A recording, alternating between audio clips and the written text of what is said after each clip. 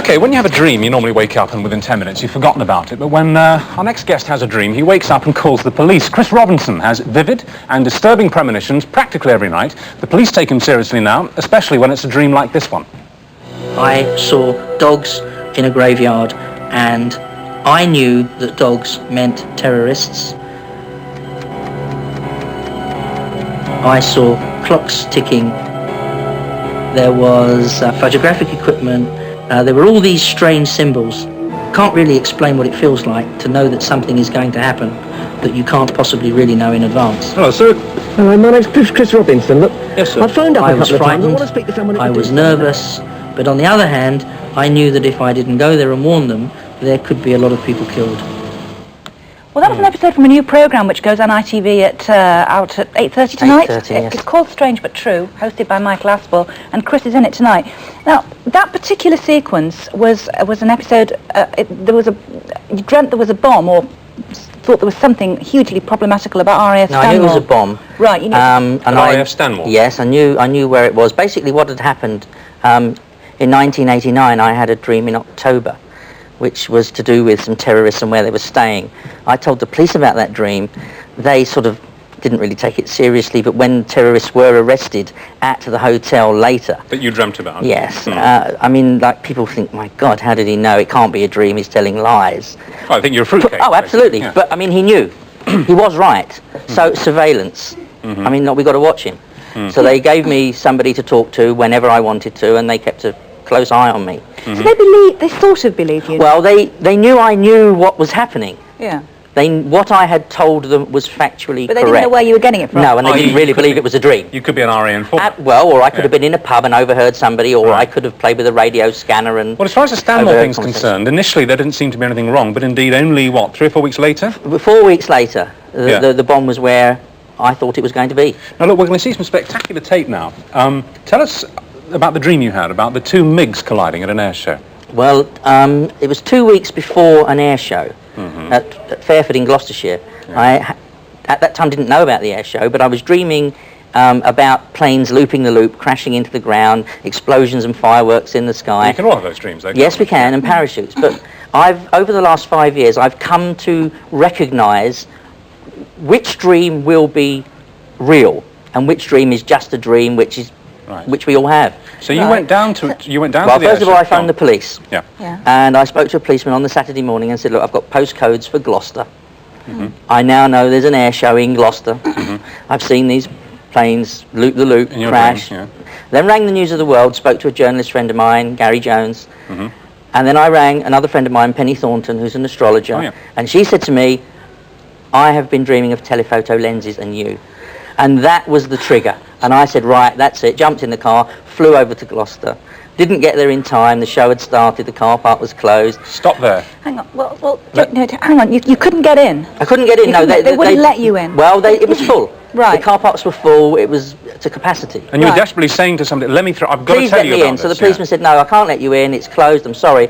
And I told him about the dream. I told him who I was. I gave him a police contact. All right. And while you were standing there, horrified, this is what happened. Okay. The two MiG-29 Fulcrum fighters were among the stars of this year's Fairford Tattoo, celebrating the RAF's 75th anniversary. They were well into a sophisticated aerial display when the accident happened, one MiG appearing to cut across the nose of the other. The pilot had barely 15 seconds to eject as his blazing aircraft plunged to the ground. Miraculously, both Russian pilots had managed to eject in time. You actually saw that happen while you were there. Was it exactly what you dreamt? Almost exactly, yes. Yeah. What did you feel as you saw it happening, unfolding in reality in front of you? I couldn't really speak. After the fireball hit the ground, I then couldn't speak. But then a chap was standing next to me, and there was quite a crowd of people and a policeman, and they said they couldn't have survived. And I said, but in the dream, I saw the parachutes. They do.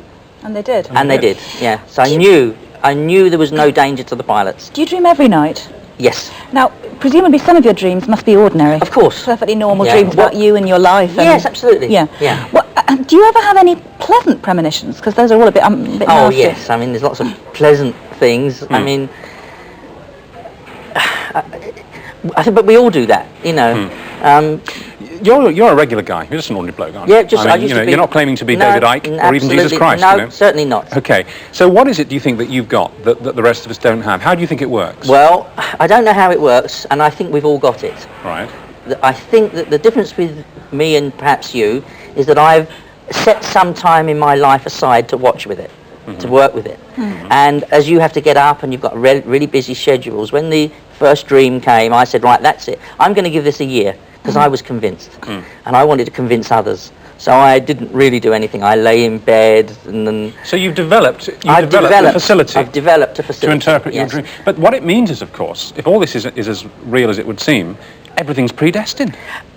We're on a fixed track. No, I don't think that's right. The way I think it is, if there are different theories of the universe. If the universe started with a Big Bang, and it's a cyclic universe, there's this Big Bang, it goes out for 30 billion years, or however long, and they're arguing about how. And it comes back in again, and it all happens again. If we believe a material universe, cause and effect create everything. I mean, you bring an egg and a sperm together and you create a child. And it's how that was before they came together that determines the colour of... I mean, it's all predetermined, isn't it? Also, all you got to do is provide it with warmth and nourishment, and that child will grow. And that happens with every living thing on the planet. So there is a certain amount of predestined.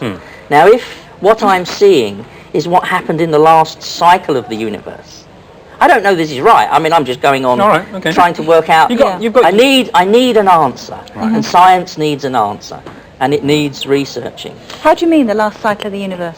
Well, if this Big Bang happened before and it all implodes like they say it will, and comes out again. It comes out again. So you're catching. You're catching the kind of blossom as it comes out from. Well, no, what you're doing, you're catching up on the grooves of a record. Yeah. So if we're on the second cycle of the universe, there was a previous cycle. Right. So as we're approaching it, we might be able to, like the shock wave in front. That might not be true, but what is true is this is a phenomena, and it happens. Can you make yourself dream about the National Lottery and let me know? Well, I will let you know, but I'll do it first. Yes, absolutely. You'll have a cue. Right. Well, last night, Chris asked our researchers, and we asked him, to put an object into a box to test his abilities. Now, he's studied the box, he's been able to see it, but he's not opened it because we've had a security guard with it all night. Would you like to come on in with our security guard with this unopened box? No, he's not touched it, has he? He's not looked inside this box. There's no way, and the object was put in the box miles away from him, so there's no way that you I haven't seen the box until I got in here this morning, believe me. Right. So there's no way you know what's in there. Okay, so we know what's in there, but you don't. Would you like to tell us what you think is in there? You had a dream last night. Well, my dream last night, there were only two boxes in the dream. There was a telephone box, and there was a friend of mine in there called Raymond, and his nickname was Dolly. We all used to call him Dolly. So I take across to the translation of the dream, box, Dolly. Right. The other parts of the dream, the other boxes were in a post office sack. Right. And there were lots of these things, and they were like presents. And there was some reference to Barbie. So that's a doll as well. Yes, right. So we take it over. So it's some kind of children's toy. It might not necessarily be a dolly. Well, before we open the box to find out, let's just... You do not dream literally. What you dream is a series of symbols. Symbols, yeah. So you saw a box, which was a telephone box, somebody in there who you called Dolly. Yes. Right. And then I saw post office sacks with lots of boxes in, and we had to open it and take it out. Okay. Right. Dolly. This is genuine. That security guard has been with this... Oh, actually, I don't know if we can get it. It's so genuine, I don't know if it's... All right. You can get it open. Yes, there it is. Would you like to see what's in the box? That is... It's actually our producer's childhood teddy bear. What's it called, Helen? Edward. Edward. Edward. Edward. How did you... Oh, well, I'm not the bear's called Edward, but anyway, it's called Edward. Okay. It's written on my notes over there. Is that So really? So you actually... It's close. You knew... Well, I mean, it could have been a credit card, it could have been a spanner, it could have been a radio microphone, it could have been anything. You think of what could have been in that box. Just to get this clear. At a fundamental level. Hang on. What you asked us to put in there was an object which had a history and meant something to the person concerned. Yes, but it could have been anything. It could have been anything. It could have been a ring. In fact, yesterday it could have been a ring. Yes, it could have been your ring. It could have been your yeah. wife's wedding ring. It really could have been anything. Well, congratulations. And the thing, let's quickly say that Helen, our producer, who's in the box now, fairly gobsmacked.